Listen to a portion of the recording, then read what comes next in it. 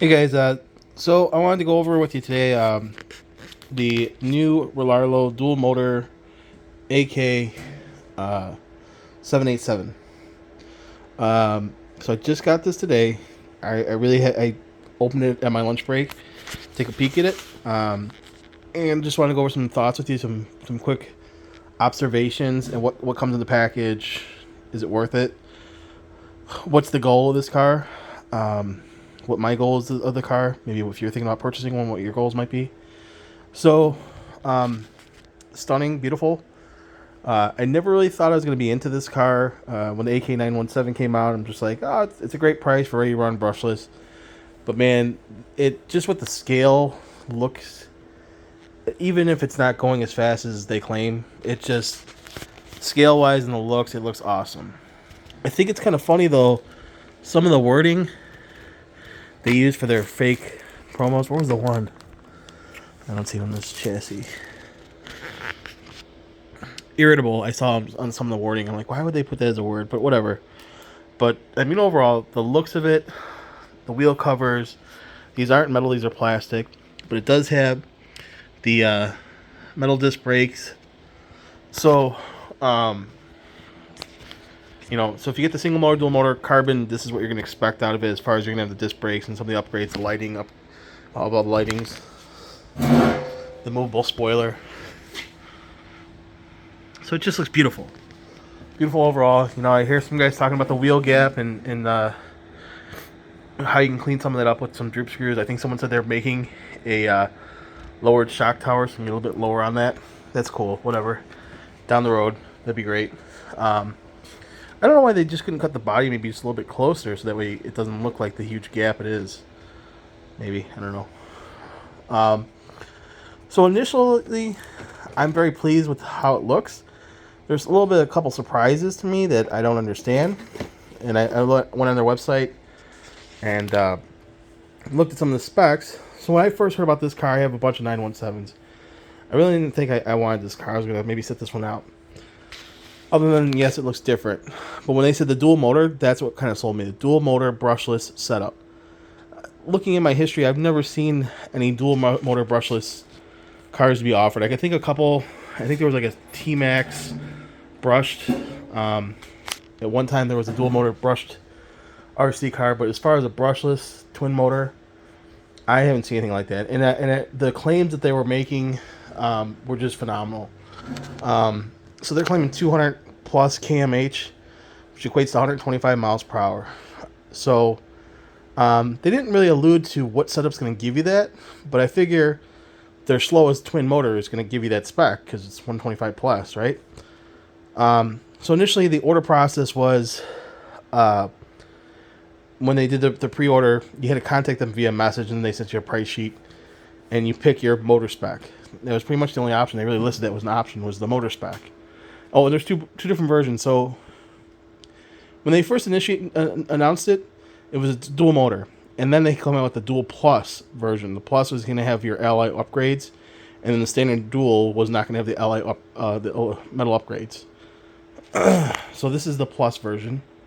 And talking with the sales rep, I said I want the fastest motor, which they told me at the time was this motor, which is a 2830. 3670 2830 kV motor. So this is what they said is the fastest motor that they offered for this setup. They said it's 3S, 4S compatible. It's coming with the 3S's. So I think this is the only car that's offered with a 3S right now from Rlaarlo. So initially, it sounded awesome. It sounded like nothing I've ever owned. It was going to be a car that was going to be capable of speeds I've never gone.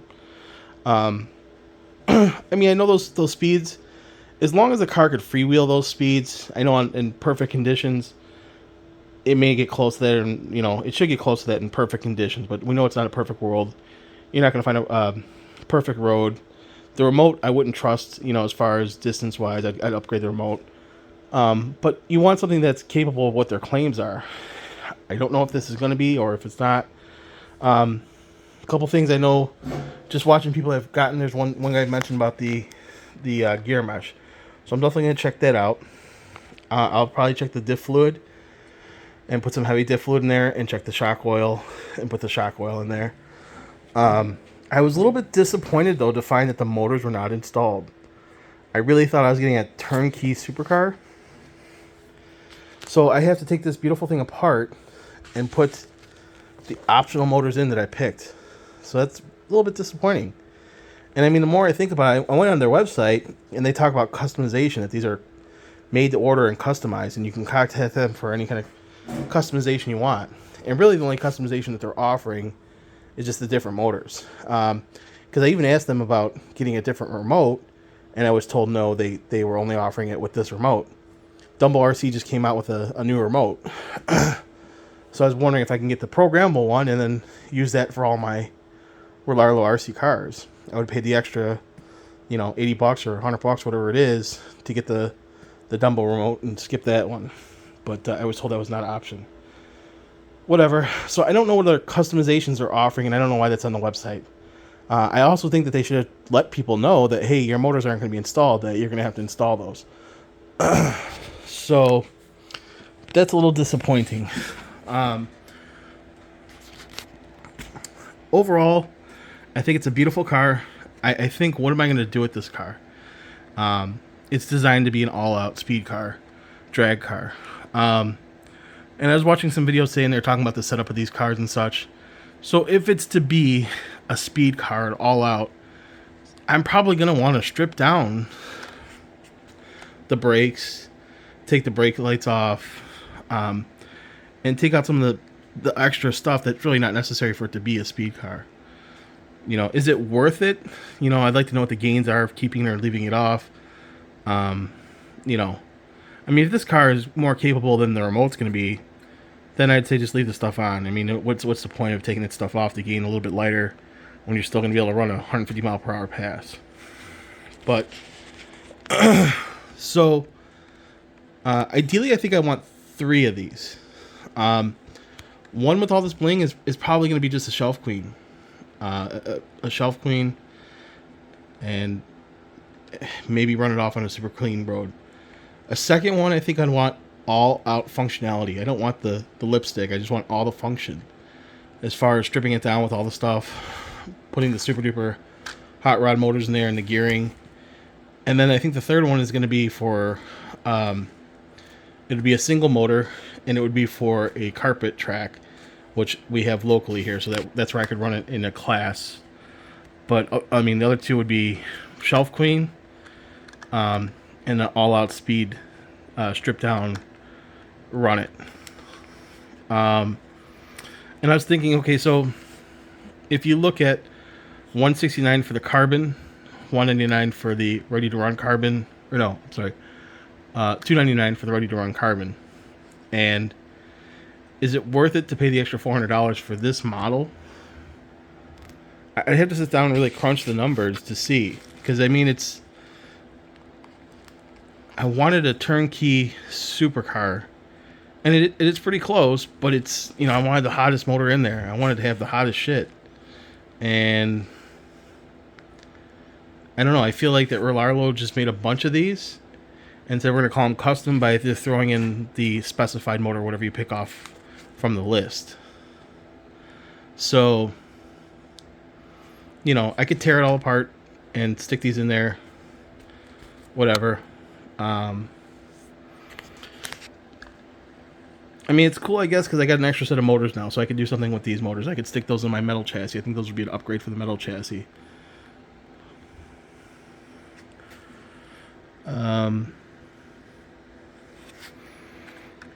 So it did come with a set of foam tires. One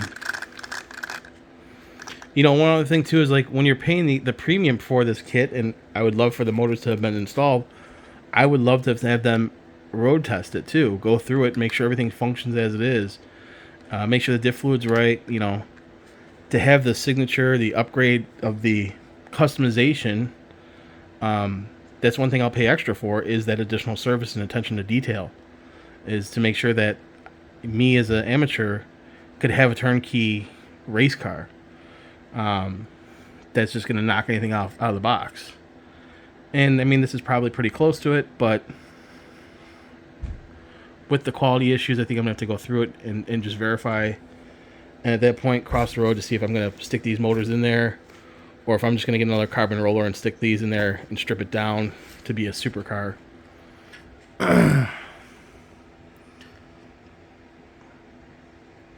So I'd love to get your thoughts and opinions too. What do you guys think? You know, as far as, is it worth the money? Its purpose is to be an all-out supercar, but is the extra bling necessary, or it doesn't really make a difference? You know, I watched another guy on YouTube who stripped all the stuff down when he was setting his up for high speeds, and you know, is the gain marginal, or is it necessary to be competitive with this chassis?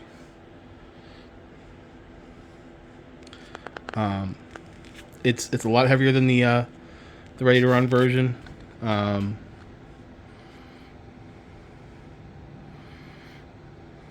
You know, wiring I think could be cleaned up a little bit, maybe shorten some wires.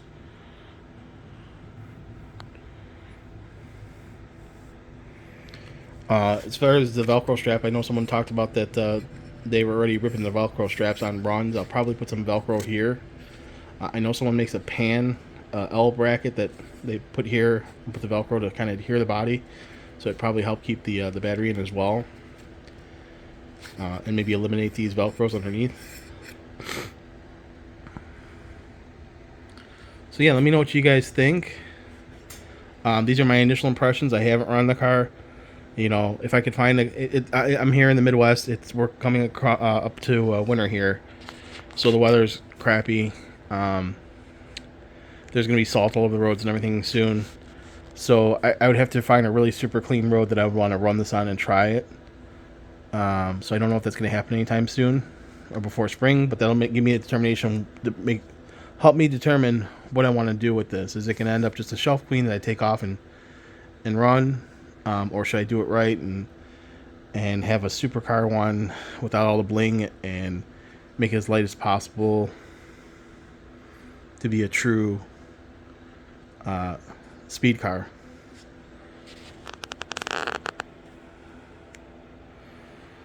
I mean, I will give it to Rlaarlo though. No one has done this, and this is, I think, awesome. You pay once, cry once. You get all the upgrades. You get all the bling. You can decide what you want to remove, what you want to keep. You know, the only difference, like I said, I would just, if I'm paying for that higher end customization, I want a little bit more attention to detail and customization, as far as having them run it, test it, hand me the keys to it once it's all done, and it's proven. You know, regardless if you guys got an indoor track that you guys are testing them on, or a dyno to put it on and make sure everything's working as it is, that there's no loose grub screws or anything anywhere. I think that would be a bonus if that's something you guys could offer as part of the higher end series. So I can't wait to see what they do in the future here. But yeah, show you the bottom of the chassis here.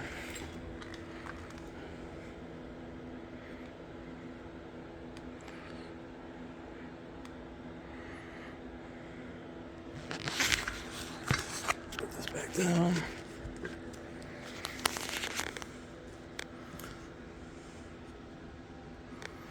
You know, the meshing seems a little...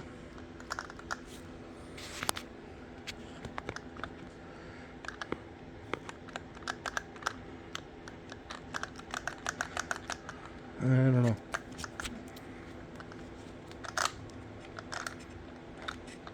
I feel smooth there, though. You get standard in the package is going to be your standard bag. This is pretty common with them. You know, my advice to Rlaarlo with these premium ones, offer is the plug and play. I mean, if you're not going to give me the option for a better remote, save me the $20. I don't need that remote. I don't want to trust that thing with this expensive a car. I mean, yeah, I guess it gets you started out of the box, but it came with two pinion gears. They're both the same. I don't know what size is installed in here. It'd be nice too if they give you a sheet that tells you what gear is installed. You know, is this the fastest gearing that's in here, or does this make it the fastest gearing, or are these just the duplicate gears, same pitch or same teeth count, and it's just for your extra motors? I'm not sure. I know some people have complained with the gyro. There's no directions. So I'm hoping that this gyro is set up, so I don't have to worry about setting it up. I don't know. I guess we'll find out. I think I saw one other guy that mentioned he got his, and he was having issues with the meshing, but he didn't say anything about the gyro, so I don't know if his was set up with the gyro yet or not. So overall, I think it's very beautiful. I wish the wiring management was a little bit better, but I don't know if there's much you could do about that. I can see the temperature wires here that kind of look like they're could have been managed a little bit better. They're wrapped around one of the phase wires. This dreaded heat shrink. I wish there was a better way. Could you put it underneath the chassis and get it out of the way so it's not such an eyesore? Probably not, because you got electronics running up here, don't you? Unless you tuck those underneath here and then ran them underneath there. I mean, it's cosmetic stuff, but maybe, like I said, if you get this, the Signature Series or this custom size, that they could just made a little bit more attention to detail.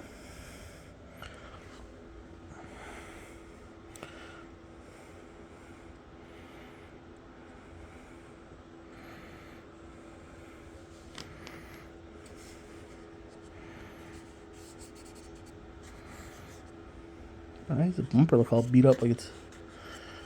I don't know. I noticed too with this one compared to my other one, they took the wiring and pushed it down for the headlights. The other one's the headlight wiring was straight, which I think that's better. It's more out of the way. So yeah, hope you guys appreciate it. Let me know if you have any questions, if you have any feedback.